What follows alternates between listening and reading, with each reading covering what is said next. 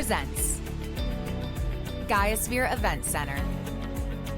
Greg Braden, Pure Human. I believe that we so long for a connection that we have lost a long time ago. We can't even put words to it, but we feel it. We sense it's there.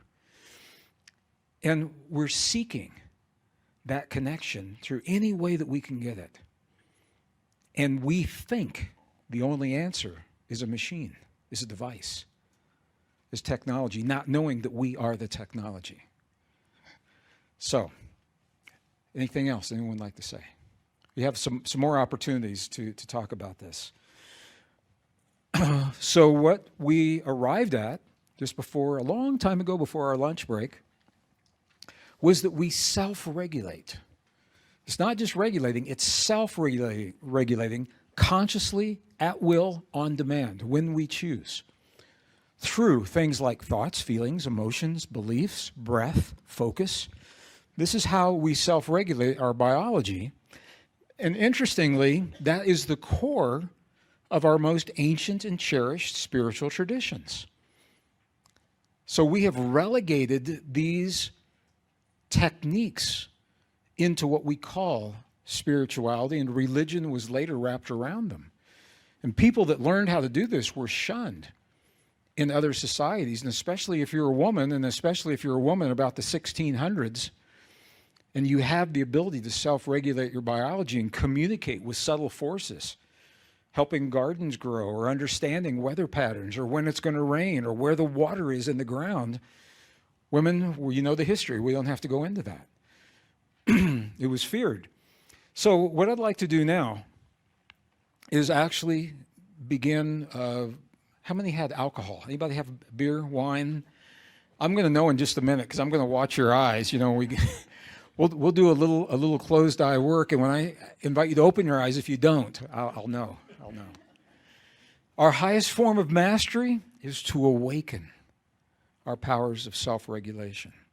And I think you're beginning to see why the most radical act that you could ever embrace is a way of thinking that empowers you in direct opposition of what you're being asked and taught and led to believe in our society today.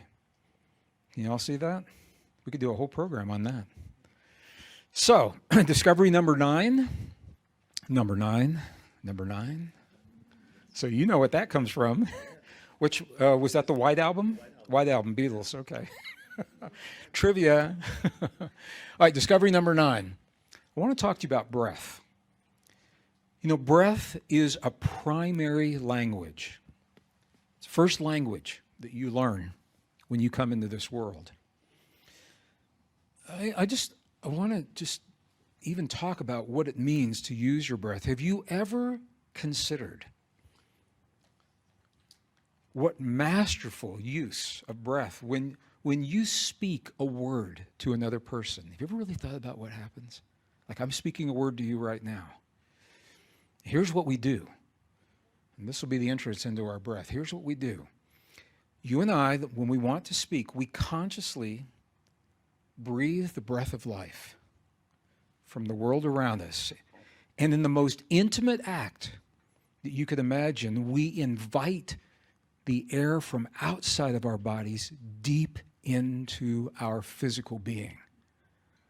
A very intimate act. We draw that air in and we allow it to accumulate in the lower lungs, and then with our diaphragm, we begin to flutter the diaphragm in just the right way to push the air back in the opposite direction that it just came from, and allow that air to pass over two muscles that we call the vocal cords, while at the same time we flutter those muscles in just the right way to create the acoustic patterns, the vibratory patterns from that air passing over, and expel that back into the world to fall on the eardrums of another living being in a meaningful way that we understand. You ever thought about that? And we do it all the time. That's how good you are. That's how good you are. You're fluttering the diaphragm at the same time you're fluttering your vocal cords. Well, when we begin the power of the breath, what we're actually doing is that breath is a language, and it's speaking to us in a number of different ways. Some you may be aware of, some you may not be aware of. So first, I would just like to share with you, this is some new research, absolutely beautiful, beautiful research. Breath is a nutrient. It's a nutrient for the code of life. Your breath actually feeds and nourishes the DNA at the core of each of those 50 trillion cells in your body. Now, when we breathe, we're going to do this a couple of times, and I want you to see, I know you know this, it's good to see it, to reinforce it. When you inhale, in the inhale, now watch the diaphragm on the inhale, as the diaphragm drops and the belly comes out. I'm going to invite you to do this. When we do our breathing, not forcefully, gently, to push your tummy out just a little bit. It's a yogic breath. Some of you are very familiar with this. Push the tummy out so that the diaphragm can drop, just like you're seeing right here. When you push your tummy out, you can see that the diaphragm drops and it allows you to take a deep, full breath. And let me show you what that breath is doing to the code of life in the cells of your body. So first of all, this is a little inset. I wanted you to see this. When you take that breath into your lungs, what's happening is, this is an inset.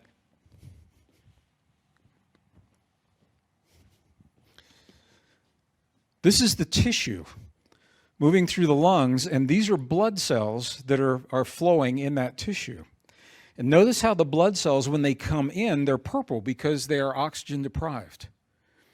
Those little white nodules that you see, this is oxygen passing across the membrane of the tissue so that they are oxygenating the blood. And look how it turns red as it now goes out into the cells.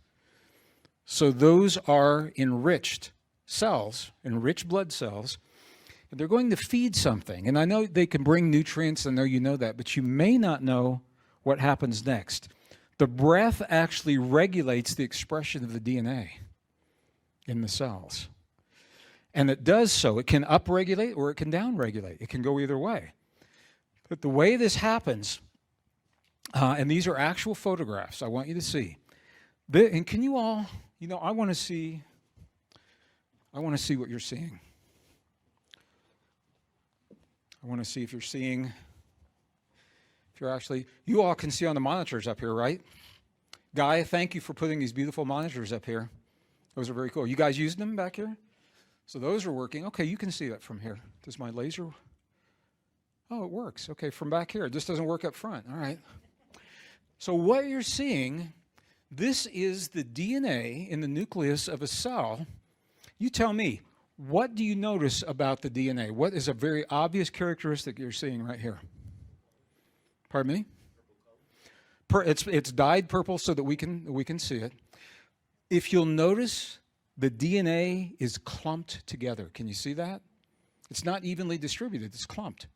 What that means is that DNA is contracted, it's constricted, and it cannot express fully because it's wrapped up tight like a little knot. So it can't express. That on the left is an oxygen-deprived cell.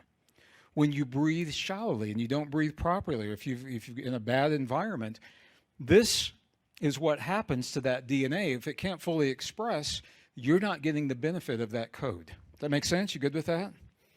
Okay, look at this. Same cell, oxygenated. Look at what happens to the DNA. That is really healthy DNA. Can you see how it's more evenly distributed? It's not clumped together. It's able to express fully.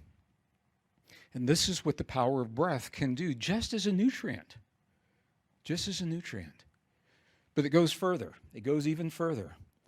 But I'm going to ask you, would you rather use the chemicals to do that to your body or use your breath to do it to your body? Because literally, we're wired to self-regulate this nourishing code simply by a conscious breathing. of a deeper breath, pushing the tummy out, bring that breath down. And as you release, we're going to do this here in just a few moments, but we're going to do something else because your breath also regulates your nervous system.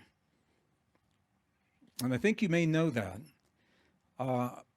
So what we're going to do, we're working our way sequentially through the steps that will come together as one composite technique. We're going to go through these steps today. We'll probably get into the actual technique tomorrow. But each of these are techniques unto themselves. So the breath regulates our nervous system. This is a traditional view of the nervous system. Now, I know there are new theories of the nervous system. I didn't want to get bogged down. And there's something called the polyvagal theory. Has a lot of credibility, but it diverts us from what I wanted to do here.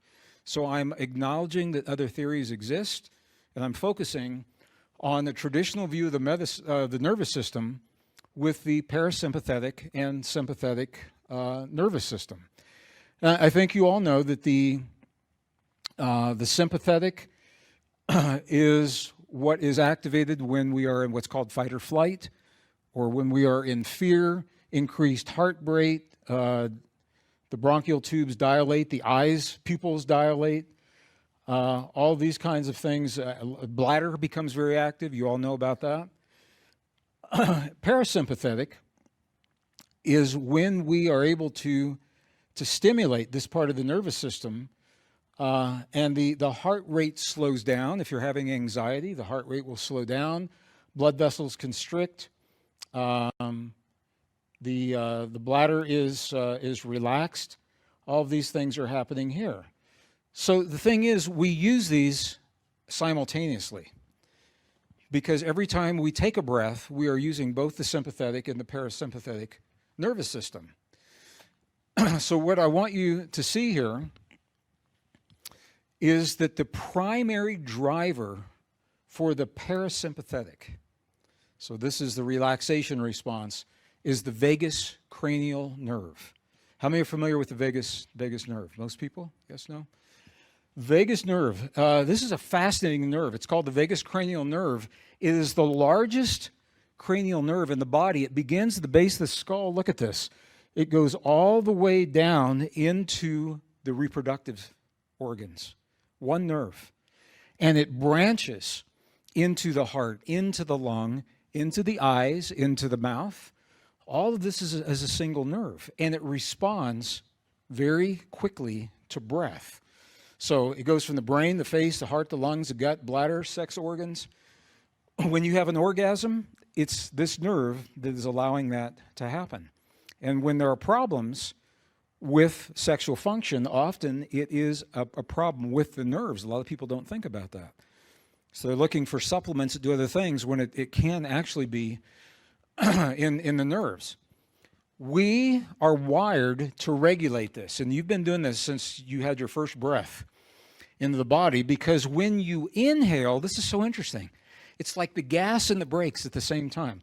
When you inhale, on the inhale, you stimulate the sympathetic nervous system. When you exhale, you're stimulating the parasympathetic. But the key is the ratio of the inhale to the exhale. You can upregulate or downregulate your response based upon the way that you are breathing. This is the core of a lot of the yogic techniques, a lot of the martial arts techniques. We can talk more about those later. A lot of the spiritual techniques that people use and the meditative techniques. So what I'm going to invite you to do, and we'll go through this together because we're going to use the breathing as the first step in a series tomorrow morning. So we're going to take this one step at a time. We can either regulate the breath as one step in another process, or you can forget about that process, and these are techniques unto themselves. If you're feeling anxiety, and who isn't feeling anxiety in the world of COVID? Have any of you felt anxiety? I'm just going to ask. I'm assuming you have. Have you felt anxiety? Where's the anxiety come from? Where do you think the anxiety comes from? Fear, perceptions. We're being fed information that leads us to fear our world and given no way to remedy that fear. That leads to the stress. That leads to an incapacitation of the immune response right there. So this is a very, very simple way, and we'll do this together. I'm going to invite you, let's go through a breath process. The key is to exhale for longer than you are inhaling. And everyone, we're at altitude. Some of you are from lower elevation, so you might be breathing a little bit differently. Typically, if you, and I'll lead you through this, if we inhale for a breath count of 5 to 6, and we release for maybe 8 to 9, or whatever's comfortable for you. The key is you want more on the release. You want a longer release time than you want on the inhale. Does that make sense? You okay if we do this after lunch? After pizza and pasta and beer and wine and whatever else everyone had? So my streaming audience, I'm going to invite you to do this with us. Please only do this, streamers, if you're in a place that's safe. If you're listening while you're driving, please do not do this exercise, or operating heavy machinery. Please don't do this. We are all in a safe place here, so it's going to be very, very safe. So I'm going to lead you through a process. We'll have a little sound in the background to help us. And then I'm going to I'll offer you a couple of variations on this, because where the vagus nerve is directed, every one of those points is an access point to the vagus nerve. So it's not only breath, it's optics, it's vocal. And I'd like for you to experience all of those, and then we're going to bring these together tomorrow. So any questions about what I've just said on the vagus nerve? We've been sitting for a while talking, let's do something. So I'll need a little audio support we're going to need on this. So this literally is a reset to the vagus nerve. If you have had a shock, or if you're feeling anxiety, or if you're feeling, I'm just going to ask, does anybody experience anxiety on a regular level, a regular basis in here? I'll be very honest with you, and just because it's with me, it's present with me, and this is an intimate group. I lost my mom recently to COVID, and I wasn't expecting it. And my man brain logically made sense of everything. But there was a part of me that's not linked to that man brain, that's not logical. And for the first time in my life, I experienced a lot of anxiety around her past. And unfortunately, I know this is a story way too often is being shared. I was not allowed to be with my mom since February of last year. She passed over the holidays. I wasn't allowed to be with her before. I wasn't allowed to be with her during. And after she passed, they still, because of COVID, the regulations would not allow the family to be with the loved one that now has passed. Personally, I think it's sad. I think it's wrong. And it's a story that's playing out all over the world, all over the world. And it leads to anxiety because there's something so, you all know this, there's something so final about the passing of a loved one, and to not be able to resolve that the way that our society typically does can lead to anxiety and more. Look at where, and I love this illustration, this vagus nerve, it begins, so it begins at the base of the brain, but look at how the nerve's in the yellow. Can you see where it moves in the head? It moves into the eyes, it moves into the mouth. It branches out to the mouth, and you can actually reset the vagus nerve through a smile. When you add a smile to the breath, it will enhance that effect, because you are literally triggering it. Now, the science shows the smile does a lot of other things. Endorphins are triggered, positive brain chemistry, serotonin levels are impacted. Oxytocin levels are impacted just from a smile. And this is the reason, because that smile is using the muscles to activate that nerve to send signals into the brain where that chemistry is being is being created. You know, if you were being chased by a saber-toothed tiger, you probably wouldn't be smiling unless you got in the way. You probably wouldn't be, so your body would be secreting different kinds of chemistry. So vagus nerve branches to the eyes. It's called the oculocardiac reflex, or OCR, which interestingly in the world of high tech also means optical character recognition. So if you tell someone you're doing an OCR technique, they're going to say, oh, optical character recognition. You must write software. That's what this is. Very simple, what we're going to do, and eyes open for this one. And you'll want, typically people are lying down when we do this, and that was one of the reasons I thought I might take it out, but it works sitting up as well. Your eyes open with your nose pointed directly in front of you. What we'll do for 30 seconds, and I'll time it on the timer. 30 seconds, here, I'll show you. I put a special slide. This is an awesome slide. You ready for it? I hope you appreciate this because of all the work I put into making this slide. This is a very cool slide. Watch what happens.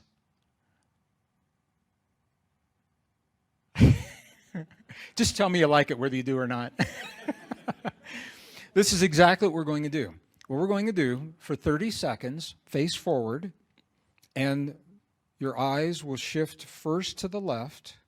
It's arbitrary, but for consistency, I'm just going to say you could do it to the right, but let's do it to the left.